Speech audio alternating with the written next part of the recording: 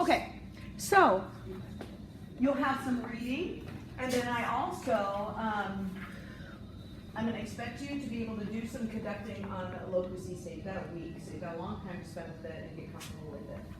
So,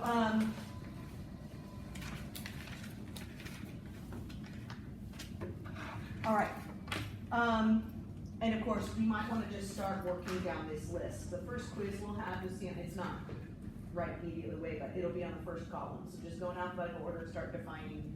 I've seen people make flashcards or just do they have a little app. There's apps you can make flashcards. You can type them in if you want. Most of these you know. What does a cappella mean? Without the music is not an appropriate. Yeah. That's right. What does a cappella mean? Without accompaniment? There you go. Singing without accompaniment. There you go. What does accelerando mean? Accelerate. What's an accent? But see, you need to describe it. What is an accent? An emphasized tone. Yeah, an emphasized tone, written one way. Yeah, it has a punch and a decay. Right? There you go. What is accompagnato?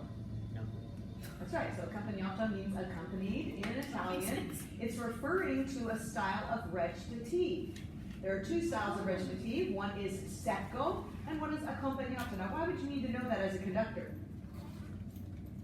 Because when you're conducting an opera, you have to conduct the accompagnato recitative. You do not conduct the secco recitative. Because it's just a continuo. It's a little guy on a harpsichord and a guy on a cello, and they just follow the singers. With the accompagnato, the orchestra plays, so you have to conduct that. Make sense? So you need to know what accompagnato means. It's recitative with accompaniment more than its orchestral accompaniment, okay?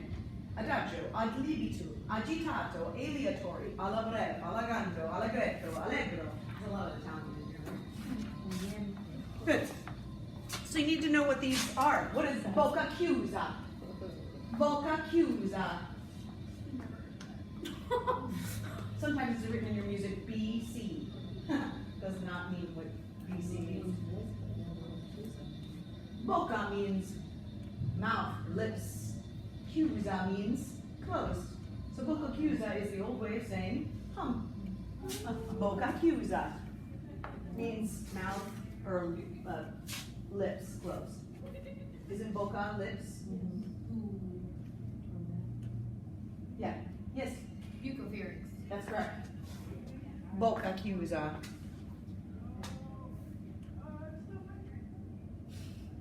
Okay? So obviously, when it comes to these things in these terms, you want to pick the choir or conducting associated definition. You know what I mean?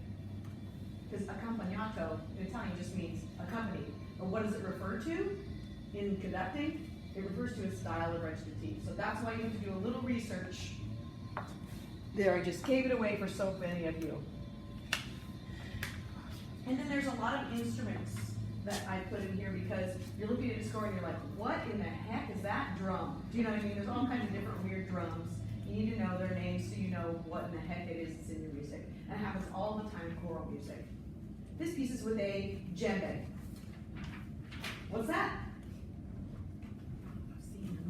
I've seen that. What's a vowel drum?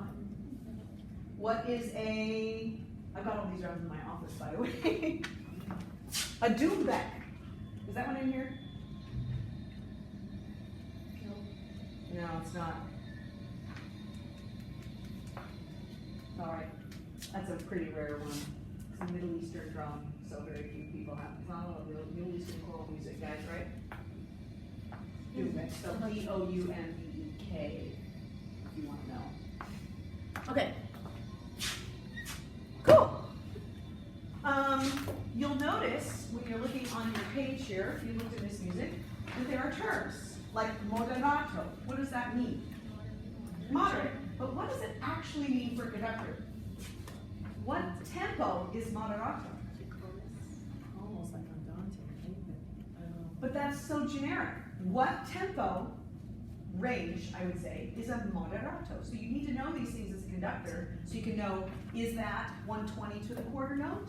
Or is it 60 to the quarter note? Or is it somewhere in between? And can you figure out how to even find those tempos? No? Let's do that. I think that's a good thing that do right off the bat because, so first off, you know for tempos, there's a scale of words. You can go find them and go look at it because you'll see a little thing where it says all the words and the speeds they kind of go. You need to kind of look at that chart. You know it in your head, kind of. Mariah, will you maybe move the camera over here so they can, or shall I do it up there? Is that better? I couldn't do it before because, and I'm sorry we're dealing with chalk, but that's the way it is. You just put it up here. Okay, you can take tempo words and make a little chart, right? And the slow, you know, the fastest over here, and way over here, maybe slow.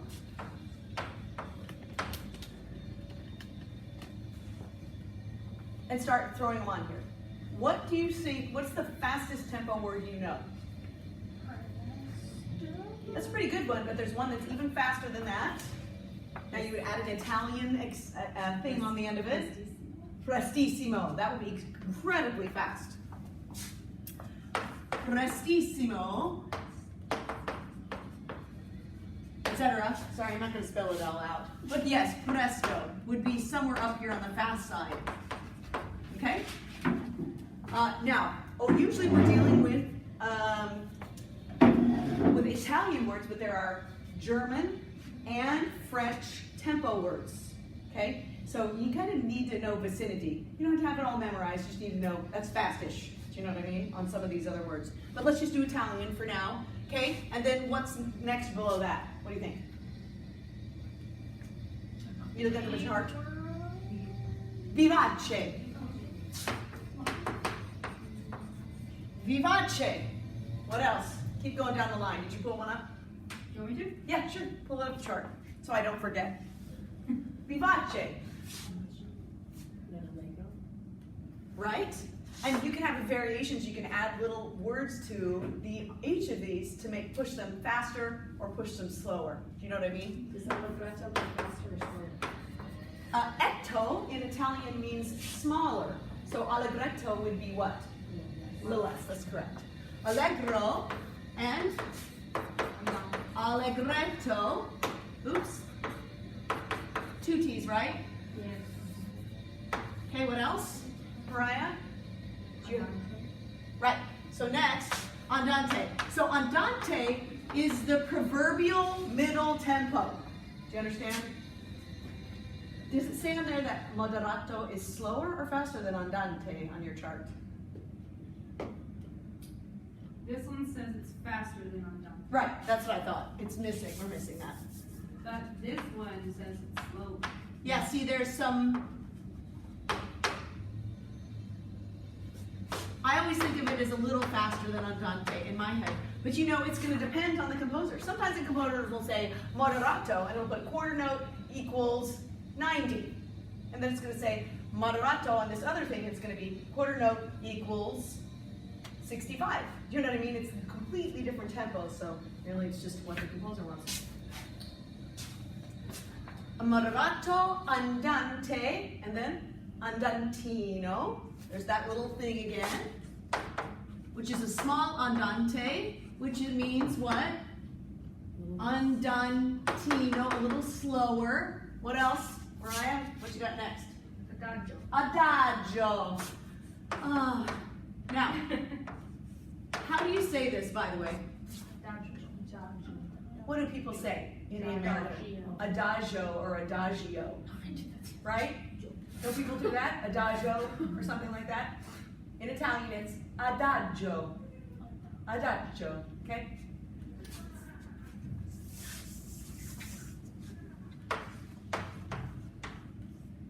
Okay? Lento. I'm seeing if the class could come up with something. And then largo.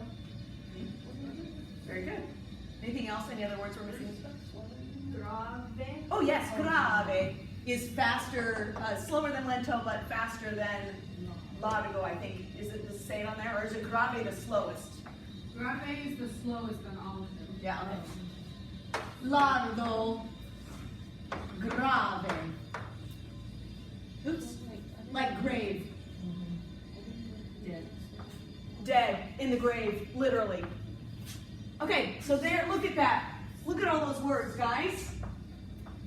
And there is no right answer as to far as the exact tempo. In fact, it's usually ranges or actually more feelings. The Italians do not say, oh, adagio is 60 to the quarter note. They say adagio has this feeling. That's how Italians live all of their lives. So the Italians are not an exact people, but they feel a lot. You understand? That's why we like their music. Okay, so, but there are general accepted tempos. And I don't even have them in my head because, honestly, I kind of take the Italian method with it, okay? But you can kind of guess that adagio, andante, is around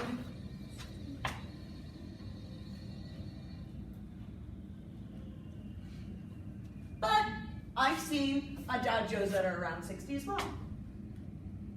Okay?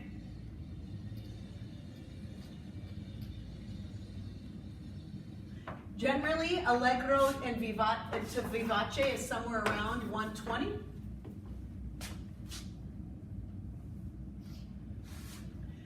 These, who knows?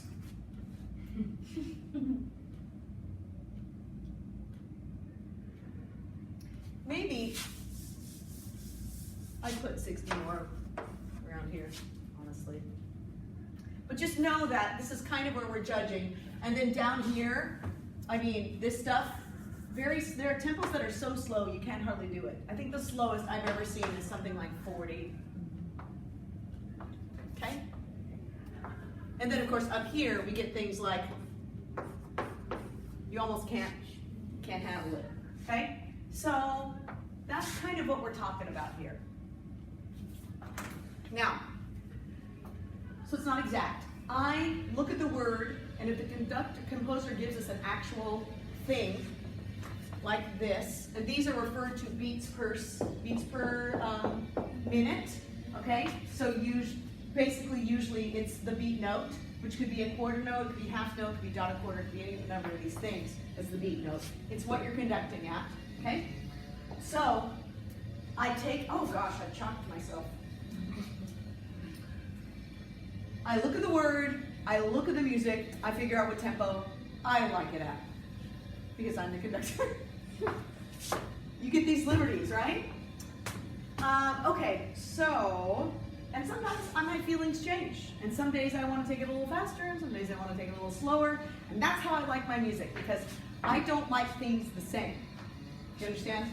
I want it to be alive and new and in the moment at every point. But that is my philosophy as a conductor. And some other conductors are like, this is my exact perfect performance at all times, so it will always be this way. That's just not my way. You got it? But that's okay. That's okay. I personally like to recreate in the moment. Each performance new. It's exciting. You never know what's going to happen. You never know how that piece is going to go. And that's thrilling, isn't it? I like it that way. Okay, so how do you find these tempos in yourself, whatever they are? Do you know how to do it? Besides pulling out a metronome? I always see people look at their watches. Yeah, okay, so what are we looking at? What hand on the watch are we looking at? The second hand, right. So if you're not a watch person, like generations don't wear watches anymore. I always wear a watch, and actually, if I'm not wearing my Fitbit, which is what I've got on now, all my watches have to have certain characteristics. Because of this, I literally won't buy a watch that doesn't have these certain characteristics. Number one, I need to actually see numbers or at least pips around the thing. Do you understand these things?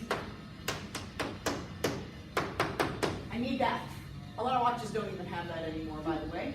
And I need a second hand, which a lot of watches also do not have. And not a second hand, not a first and a second, but a seconds hand. I don't even know what they call it, but it's the third one that goes tick, tick, tick, tick, tick. Well, how long, which tempo does that little thing go at? How many ticks in a minute? 60. Okay, so that little hand is sticking around at this tempo. Then it's just tempo math, everyone. Okay, do you understand? Okay, so I'm looking at my watch. The piece is andantino, and I'm going 1, 2, 3, 4, right with the seconds hand. Tick, tick, tick. 1 100, 2 100, 3 100, or 1 Mississippi, 2 Mississippi, right? Do you remember those tempo things we tried to do seconds with?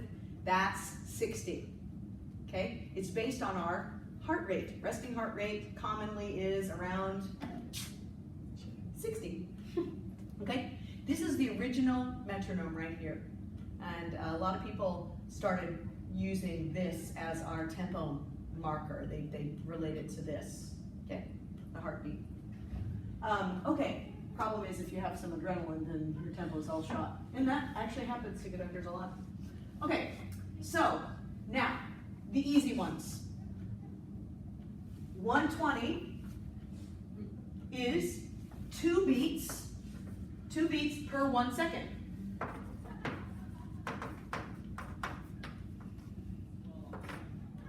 So that thing is going tick, tick, tick, and you're conducting. Good. The other way to find 120 is to use the march tempo. Okay? Do you guys know bum ba-dum bum bum ba-dum bum ba-da-da-da-da-da-da-da? Whatever that song is always at 120. You understand? So sometimes I have to think.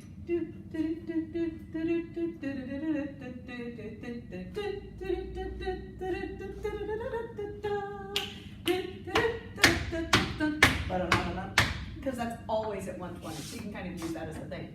Or you look at your watch and you go. Now, so I am not, because I'm a in the moment type of musician, I don't try to be perfect in my metronomic abilities. There are some conductors, in fact I saw some video, you sent it to me, didn't you send it to me? That conductor guy that was like talking about conducting. Oh, yeah. And his only thing, literally all he talked about was being able to pull a tempo out of his ear perfectly. So he literally would like say, this is 90, and then he would clock himself. That was his one thing. Like, can I do 90 out of my, just go. I don't feel that. I'm not like that. But other conductors are. In fact, they're incredibly serious about it. Band guys probably mostly. Okay. So then in the middle here, 90 is halfway between these. Okay? Now that's not how I do on my math though. Okay? 90 is 2 beats per 3 seconds. Do you understand? I started making your vlog. No, it's 3 beats for 2. I did it wrong. Sorry, guys. It's 3 beats for 2 seconds. I did it wrong, opposite. Okay, so that's going on. You hear that clock?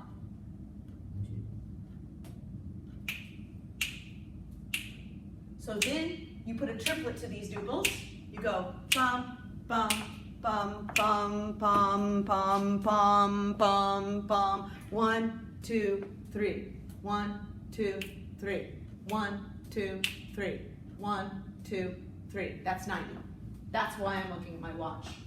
So I use these 3 things as reference points, and then the rest is fudging. Do you understand?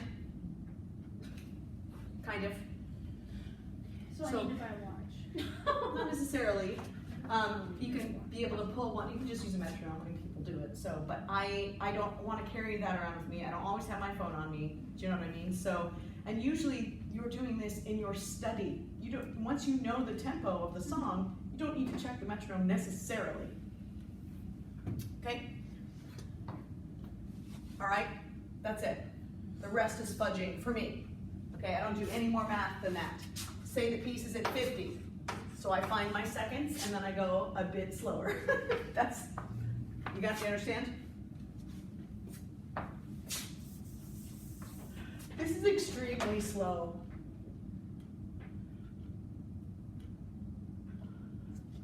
I hate conducting things that are really slow like that. It's very hard actually. Okay, in fact, usually conducting slow is harder than conducting fast. Okay, you kind of got that, guys? You understand how we use our watch to find those things? Okay. Good. All right. Hey. Smile, you're on camera. Okay. So, did you have any questions about all through the night? Yeah.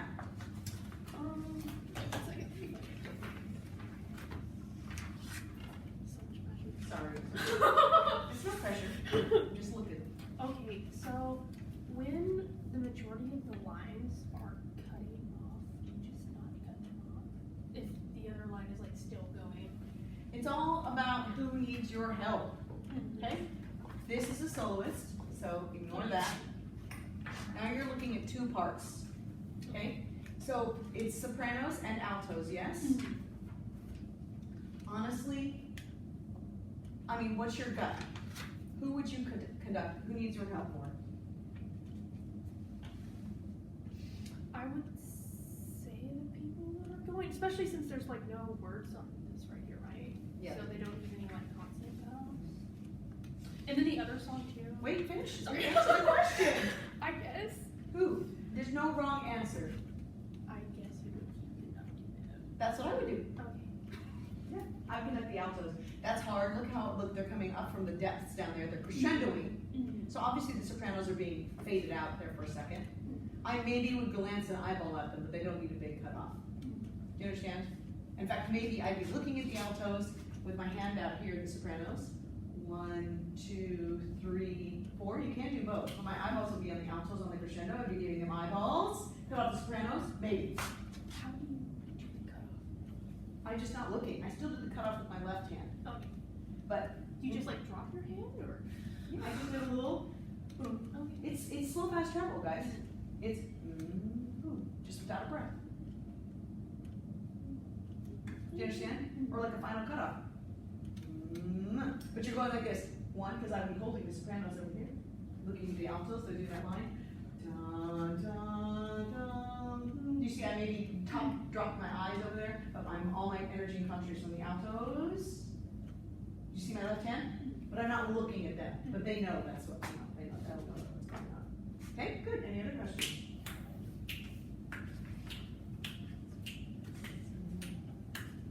I am trying to not just beat everything out Mm-hmm. because it's not musical, Yeah. but there's a lot of quarter notes, so it makes me just want to do that. Especially because I was probably paying more attention to the solo line than I should have since it's the melody and, Oh, there's nothing wrong with that. but, But there are a lot of quarter notes. Yeah. Okay. Now, did you know the bottom is a piano reduction, right? Okay. But these are just moving little things, right? So you are conducting a lot of notes.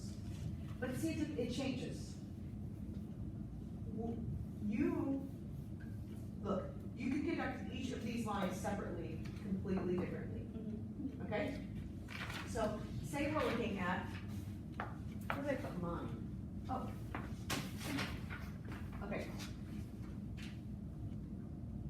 Okay, right. So, if you were looking right at the beginning where the soloist comes in, sleep my love in peace at 10 feet. If you're conducting just the soloist, you conduct one way. You conduct that. You'd go, sleep my love and in peace attend thee all through the night. Right? But that's not what I would conduct if I were conducting the alto. The alto would be.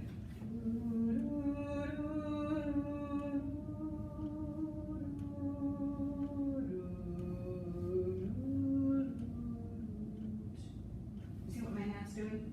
It's completely different, isn't it? Good. So it all depends on who you're paying attention to and who you're looking at. Literally. And that's why it can never all necessarily not always be the same. Right? If you were looking at the tenors, you'd be like this.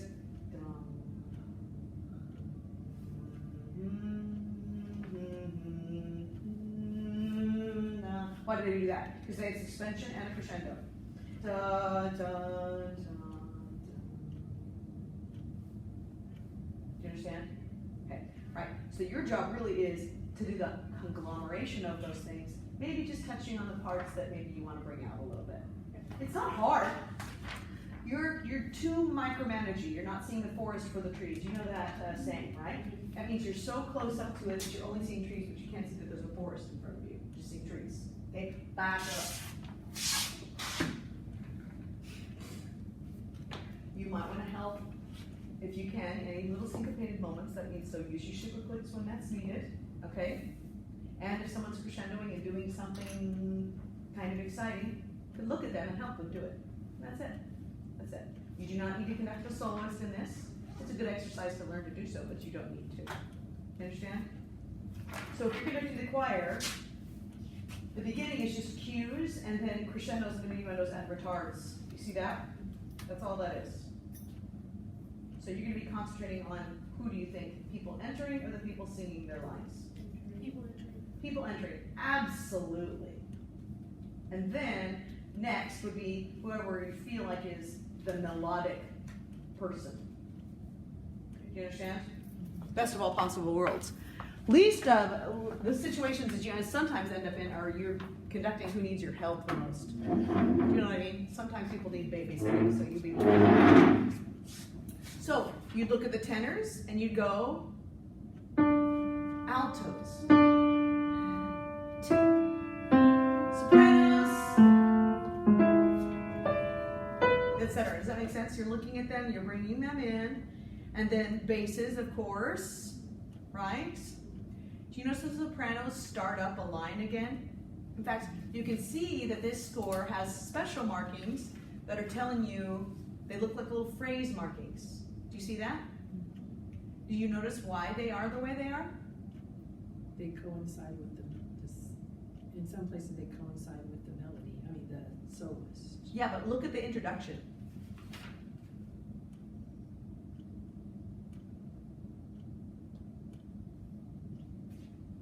Do you see those phrase markings? Those slurs? Usually these days, slurs are used for syllabification. They indicate melismas, okay? But in this case, this is a bit of an older score. Look at that, 1914. You're using phrase markings for, what do you think? If you were to take one line and sing it, what does that indicate? How long you breath. Yeah, the breath. It's literally showing you when to breathe. It's showing the individual phrases for each individual part.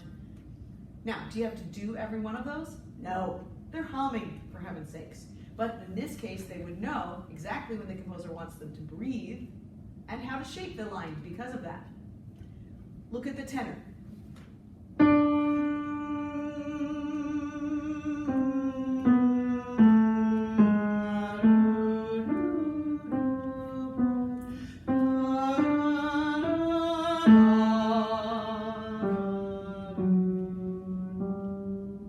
That's their phrase. And so if you wanted to have them breathe, you would have them breathe in those spots. But you can also tell them, don't breathe in those spots. Just phrase like you would be breathing in those spots. Okay? Does that make sense? Yes. Okay, very good. Okay, so it's not too bad. So if, like you said, you're getting wrapped up in all the quarter notes, it's what you do with the quarter notes that's going to be important, right? And there's going to be, even though there's lots of different things going on in the introduction, most of the time there's going to be a general shape that the phrase leads to and comes away from, okay? And you're going to figure out what that is by multiple things.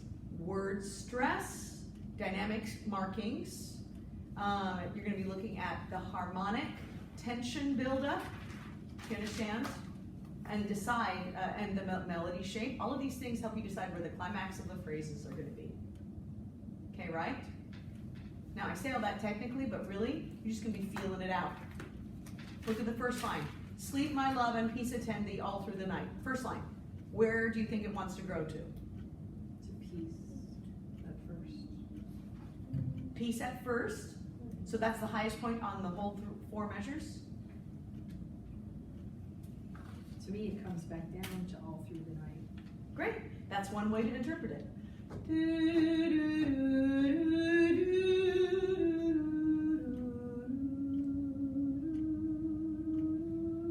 It's just an awfully long backside of the phrase, okay? So there might be a secondary part that you might want to look for as well. Big picture though, harmonically, where does the phrase top out? So that, I can see why you would say that. Melodically, it's the high point. Textually, that makes sense, right? A bit. But you could also make an argument for another place. Anybody got a different idea? There's no wrong answer here. It's just possible different interpretations. Another place to max out on. Come on, there's some markings in there to help you. I like it at the. At what? I just said the. So you want to go, sleep, my love, and peace attend thee. Would it be P? That's what she just said. Oh, geez. Well, they've capitalized all. They capitalize all because poetically it's probably the beginning of a poetic line. But look at the music. What does the composer tell you? There's the. Is there anything in there to indicate another place for a possible top of the phrase? Oh, where's the crescendo? There's a crescendo into what? Oh. All. There's a crescendo into all. Thank you. There is a crescendo. Also, the composer has built up, what did I tell you? One of the main things that most people ignore is the harmonic tension. Everyone ignores theory because they think it's really boring, they can't get it, they don't understand it. Look, theory is just the way to explain the tension buildup in a harmonic phrase. Do you understand? All theory is based on the relationship between tonic and dominant and the tension that's created between the two of them. Do you understand? So you feel a buildup and then you feel a release. And there's a suspension. And that is absolutely correct. Thank you for looking at that. Absolutely suspension, and we always grow into suspensions. That's correct. So think about it. You have to look at the different things. All of these arguments are good. Take the melody. Obviously you want to go, you top out here. That's fine. See, that's a fine argument. But you could also say, oh, but I like it this way. Because for the harmony,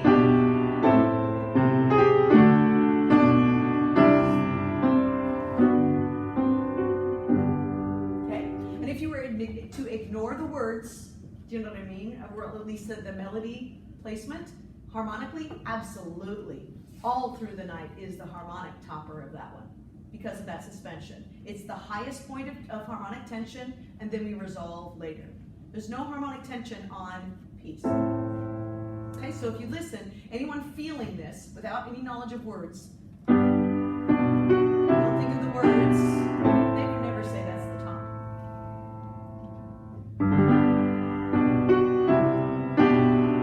It's still going.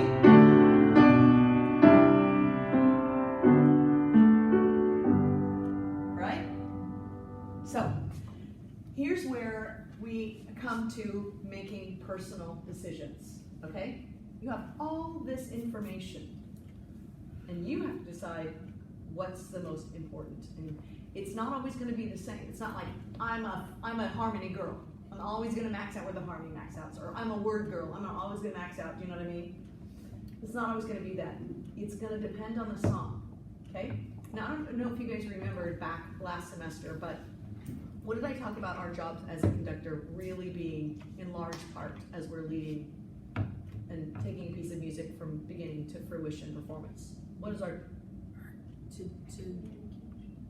well, yes, that's what we have to communicate, but what our goal is to as far as our job dealing with the music. To interpret what the composer intended. Yeah, even more than that, to advocate for the composer. That's the way I feel. Now you can be, there are conductors who absolutely and utterly disagree on this, okay? There are conductors out there who say, I will honor the composer and try to do what the composer wants at all times. And then there are guys on the other side who said, I don't care what the composer wants. I'm recreating. I will use his material and I will recreate it. That is part of my creative process. So sometimes they defy what's on the page and they decide what they want. Do you understand? This happens a lot, like say, in Baroque music, where back in the day, we know what's proper performance practice, where there are absolutely still orchestras and conductors out here that ignore proper performance practice because they feel like that's not the time period right now. We are in the, we're in a modern time period. I'm going to ignore what the Baroques would do. I want to do it my way.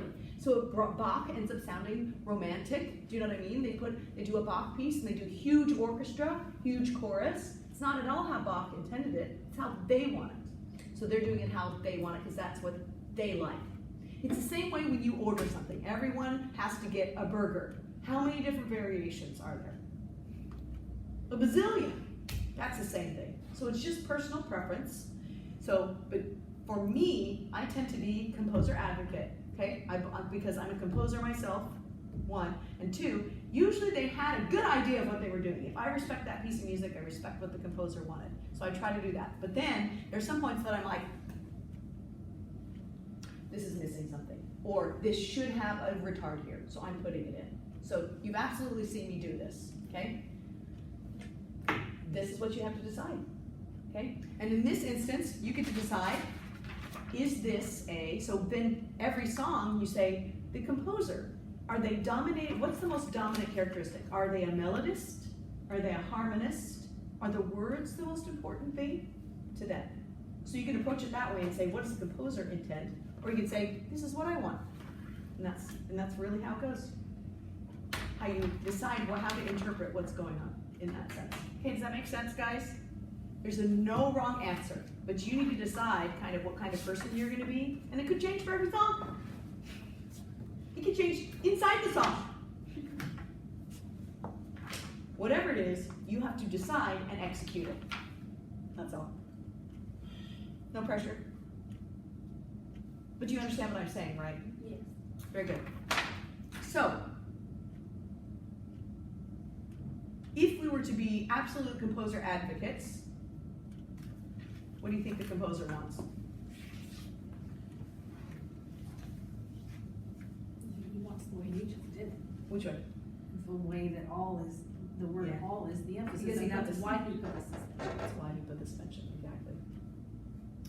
So, whatever, there's no wrong answer. I don't care what you choose as long as you, one, choose and can back up your decision, and number two, you can execute it in the hands.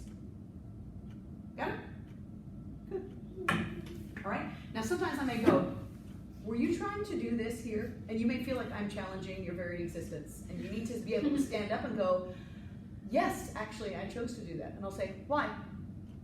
Now, this is not me saying you're wrong, ever. You have to, as a conductor, make a decision, be able to back it up, and hold your own. You understand?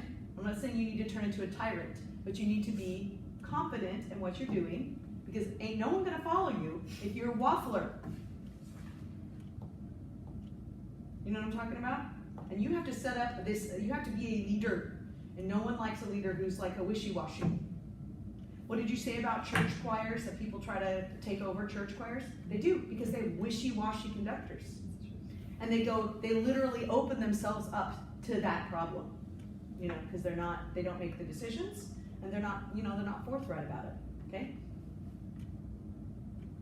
Now, even if you're that type of leader and you got it down, that doesn't mean you can't, one, change your mind, or have someone sway you, do you know what I mean? Or take in some input, do you know what I mean? That's fine. It's part of education, honestly, to say, what do you think? And then teach them the aspects of that decision and say, now what do you think? Do you know what I mean? Help them understand maybe how you reached your decision. But you need to be firm, So I'm gonna question what you do all the time. Do not take this as you are wrong, but I'm gonna come at you. Do you understand? And you need to be able to stand up to me. Let's put it this way. When you graduate, you are supposed to graduate into a level of collegiality with me. Do you understand? Meaning, you would be no longer a subject of mine, but a peer of some sort. You understand? This is something, actually, it's even more when you get even higher, like master's degrees. You know, those people are supposed to be peer level with professors. And So, but we were always so scared that we're wrong and we have to please and do, you know what I mean? But you actually really need to come into your own and own it and be okay with that. So you need to learn to do that, and you definitely need to learn that before you step into a classroom. You're in trouble. You have to be strong enough in yourself to make your decision and back it up. People are going to question you. They're going to do all, you know what I mean? You don't need to tell them. You just need to be confident in what you're doing. You need to be able to answer if someone asks you. You're going to get way worse questions than, why are you breathing there? You get way worse questions. You're going to be like, this girl obviously shouldn't be in this choir. Why did you put her in this? And you're going to have to back it up. Or this decision. Why did you not let this kid go to UIL? They're fine. They're, you know, all these questions. You have to defend yourselves hardcore. Why are you programming this piece that says the word Jesus in it at Christmas time? Why are you doing this? You have to learn to defend yourself. Do you understand? So I'm gonna start throwing, throwing darts at you. You got it? All of you look like. Yeah. What? I just know that the challenge will be, especially when you get with older students who've already had a lot of musical training. Oh man. Those juniors and seniors, they'll eat your lunch if you're not ready. They will, and you know what? Some of them are smarter than you. They're just younger, but they're smarter. But there is no way that they are more experienced than you. Okay? So you have to, you want to be kind about it, obviously. It's not about being at war with people. It's just about being confident. You know what I mean? They will question you and they will call you on you. They will call you on your mistakes, inevitably. And that's okay too. You can also say, yeah, you're right, I did that wrong, sorry. And they move on. They'll respect you more if you own up to that. If you use a different answer than because I said so. Oh yeah, don't ever say that. That doesn't set up a good Like the relationship. parents, teacher, and you're not. Huh? I said, I'm the teacher and you're not. I mean, when you tell a student that, they kind of belittles them. That was just a question on my PPR test. I just took a practice one. They were like, "How do you handle this situation?" Because one of the kids was telling the teacher, "I like Miss Jessica's class better." It was like, "What do you say to this child?" Oh my god, that was the wrong answer. No, of course it's the wrong answer. But what's the right answer, Julia? It was, she told them that they couldn't work in groups anymore because they were talking so much and they were all getting off task. Yeah. And so, I don't know what the right answer was actually, but what I chose was, I'm gonna take it away today, but if y'all can prove, that y'all are not gonna act out again, we can try it again tomorrow. Because everything else was talking bad about the other teacher, which you should not be doing. No. Or, my class are my rules, which is not a good enough backup reason, and nobody's gonna listen to you. It'll work in a pinch. But it won't work long term, do you know what I mean? You need long-term solutions. You can say, that's what I said. I try to never say, I don't think have I ever said that? Yeah, maybe sometimes, because I want it this way, but not in a combative It's way. just a little bit different though, because you get to make the choices as the conductor, so it's not, Yeah, in classroom it's a little different, right? yeah. So, but I am saying, I will ask you, and I just want you to answer me. I'm not challenging your existence or saying you did it wrong ever when I say, why did you do that? But I will say it all the time. I will say it. Well, if you want us to think about it, Give us a background. Yeah. I want you to be able to go, because I wanted this here. You can say, I apologize, I did not mean to do that, I got fumbled. Do you know what I mean? And you say it, you own it. You can say, I didn't want to do that. Or I'll say, did you want this to happen? Because that's what I got from your conduct day. And you can say, yes, or you can say, no. And I said, well, that's when I can fix and help you. I can say, well, you're showing this. So what do you want? You tell me. This is how you do that. Okay, do you understand? Good.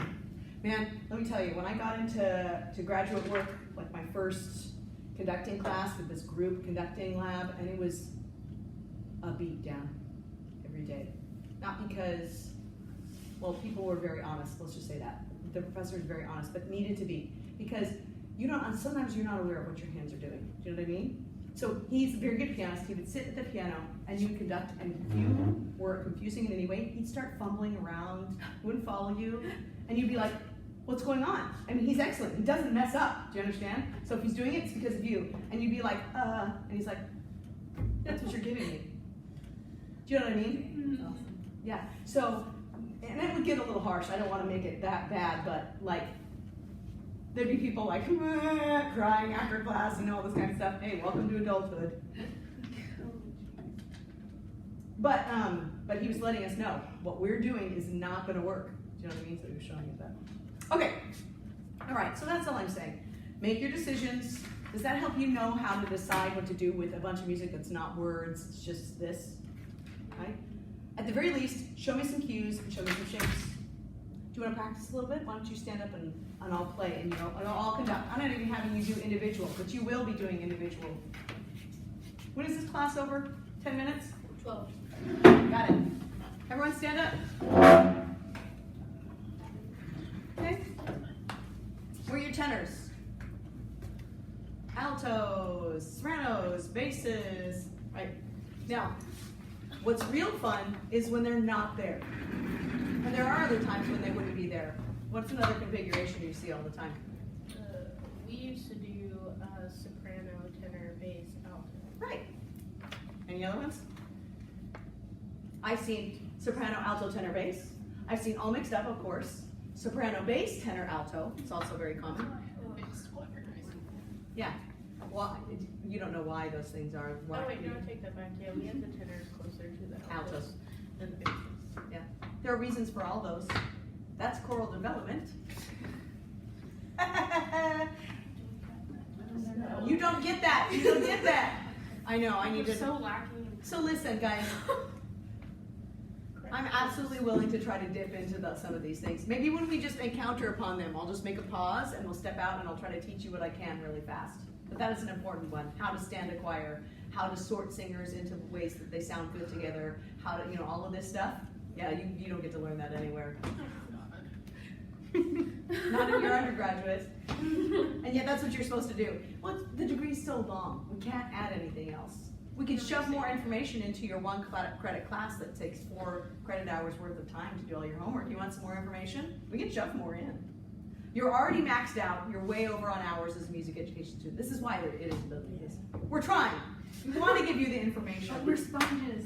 You're sponges. Okay, how about this?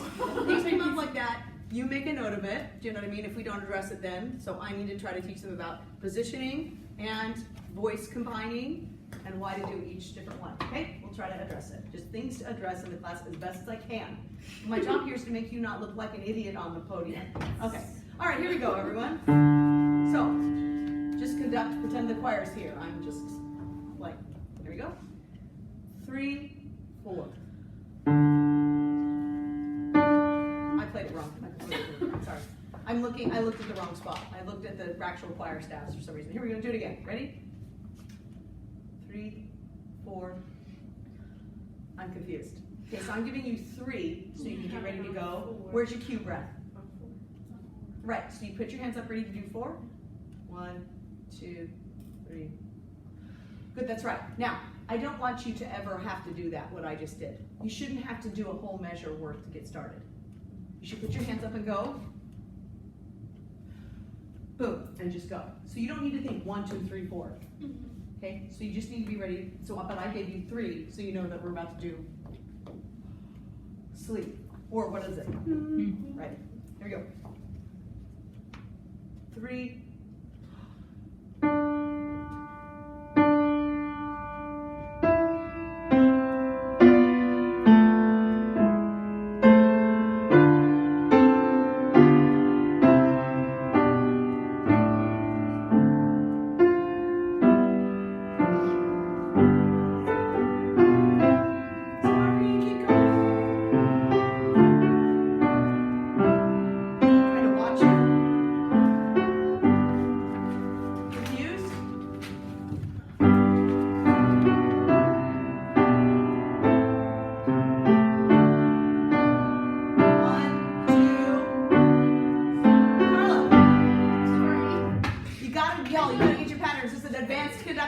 No pattern mistakes. I get off Don't get off. because I'm trying to pay attention to too much at the same time. Yeah, that means your pattern is not in your hand enough. You understand? Okay. Look, maybe you shouldn't relate your hand to what your eyes are seeing. but instead what it feels like. We all feel where the downbeats are. It should be no question. So if you do get confused a little bit, which happens, I mess up patterns all the time. But as long as you end up and just ramp back on the downbeat when you're supposed to be, you're good. You got it? You got to feel where the beats are. Where's the downbeat? Okay, that will help you. Don't use your eyes. Use your feelings. Luke, search your feelings. Okay, guys, let me do that introduction again because that was miserable. Here we go. And 3, 4.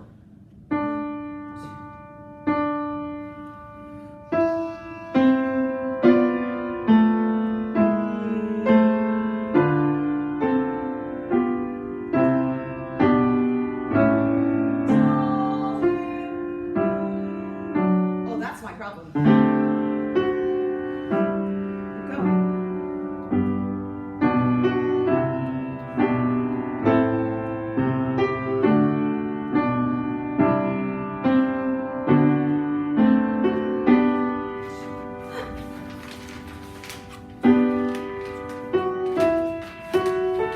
I didn't turn my page.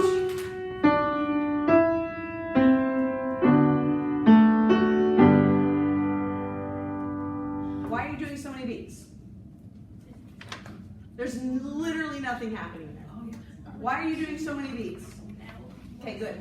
Okay, Laurie, watch out for extra things. You're tending to pop your 3 rebounds back in this way. You're making a C.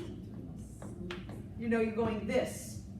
1, 2, or 3, 4. 1, 2. Your hand should be doing what it feels like to sing. This. So if you're humming and you're going, why would you ever go, That's what that feels like.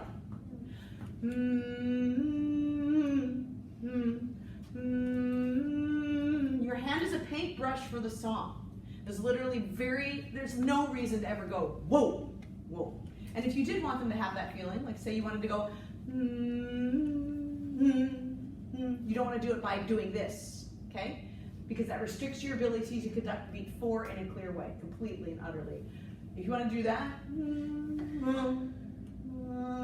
that's how you do it, not whoa, whoa, ba, ba. Okay, you need to use your east-west way more. You're in a little teeny box right here. Do you understand? You got to use more space too. Do you understand? Like space. Guys, even though we're soft, you got to move. That's the air moving for the singers. You want them to be able to sing, you got to move your hands. Okay? Okay? Just show me a nice legato 4. Show me.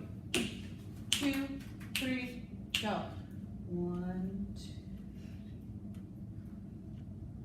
2. Ooh, you got to, Laura, you got to watch yourself in this camera.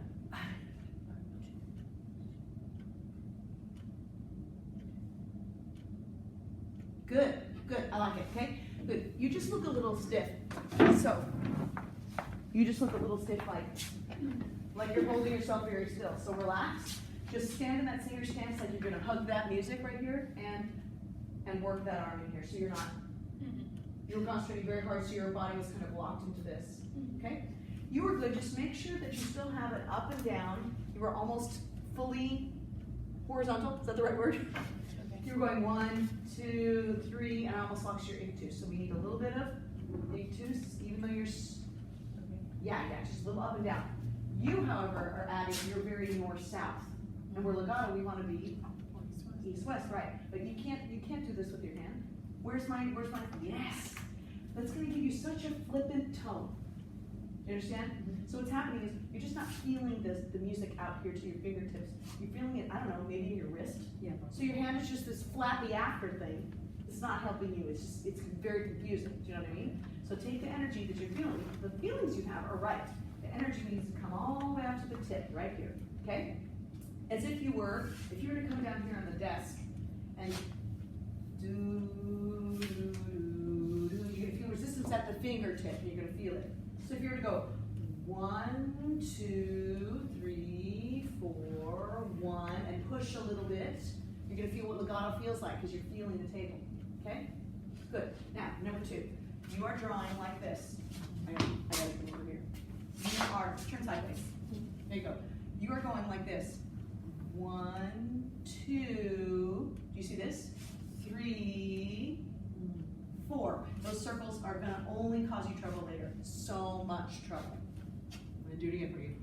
1, 2, 3, 4. Don't change directions until you're ready to commit to the ictus. Nope.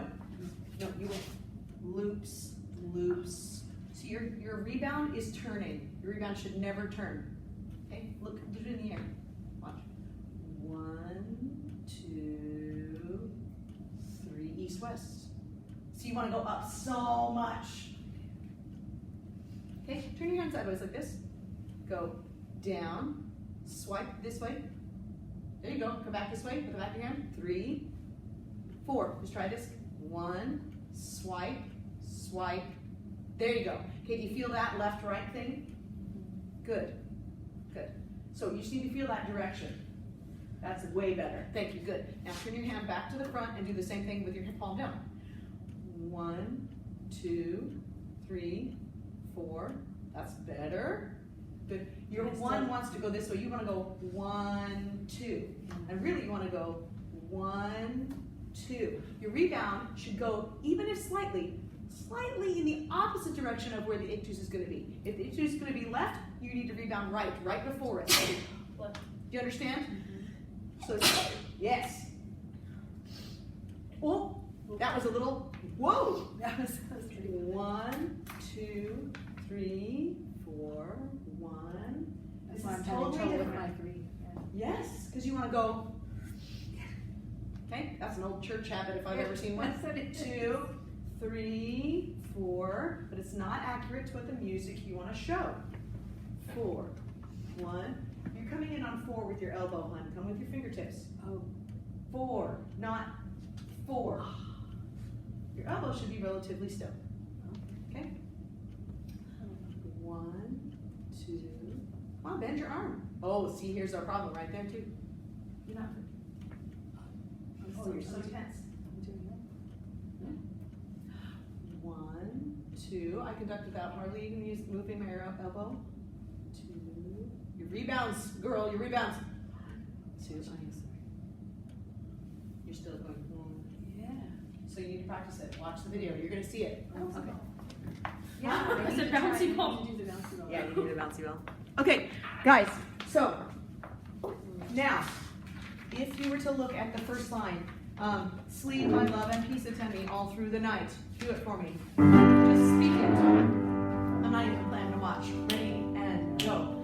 Sleep, my love, and that's better, Laura. You're on your way. Attend thee all through the 1, 2. Good, stop. Good. So you don't need to conduct so many beats here. 9. Now look how small.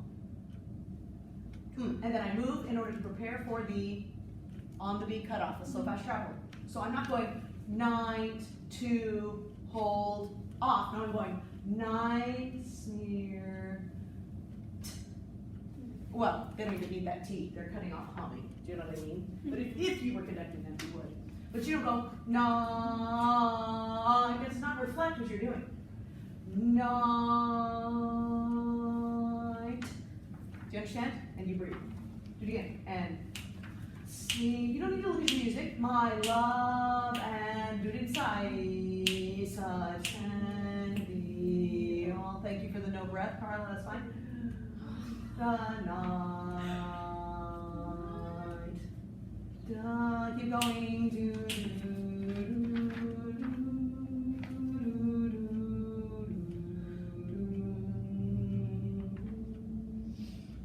One, same thing. Thank you. Okay, that's what I'm talking about. I'm about conducting music on the page and not here. Carla's doing super clicks for the soloist. No one else is. Either is fine. Do you understand? If you want to help that soloist, yes, especially if they're sloppy. That's fine. Are they too harsh? Because I was feeling like sometimes they're too harsh. I would say that you stop too soon before them. Meaning you don't let it flow. Remember, you're conducting the people that are singing and they're doing long notes. They're going bum bum bum bum bum. So what you don't want to do is take that away.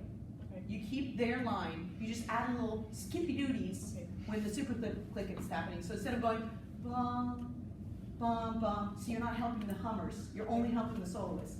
If you want to help the hummers, you're gonna go dun, da, da. You see that little guy? I just put one, just a little halfsies. Okay. But the whole thing is not the melody. You're conducting dun, dun, dun, dun. So if you want to do both, dun, dun, dun, dun, dun. See how that works? Dun, dun, dun, dun, through the night. Right. And then it's about shaping. And you're really just finger painting the air, guys.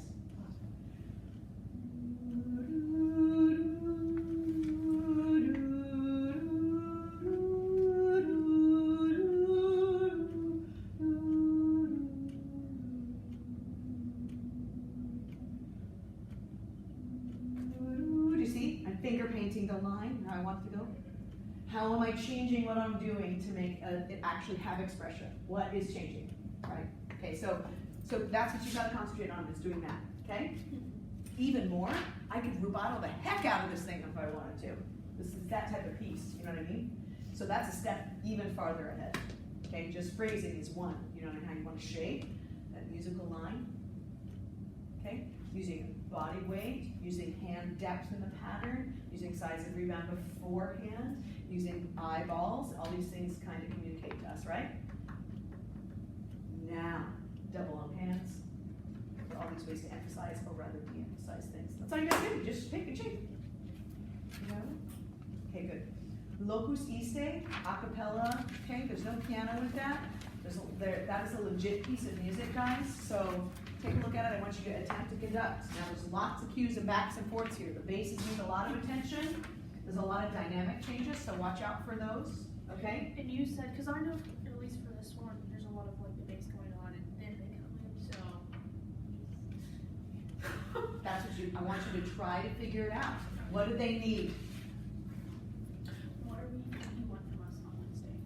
I want you to have the reading done with the comments, and I want you to be able to conduct both of these now. I want you to be able to conduct these. Do your best right off the bat. See what you can do. And we all forgot to bring our own stands in today. Well, somebody I did. missed one. Good job. If you can do it on the table, it's fine. If that's close enough for you, we don't need the stands. We just use that for when people come up and conduct our everyone, which we didn't do today, but we will next time. And we will be having an accompanist come in. I don't know if it's gonna be Monday or Wednesday, but they're gonna be here every week. And everyone gets to stand up here and conduct.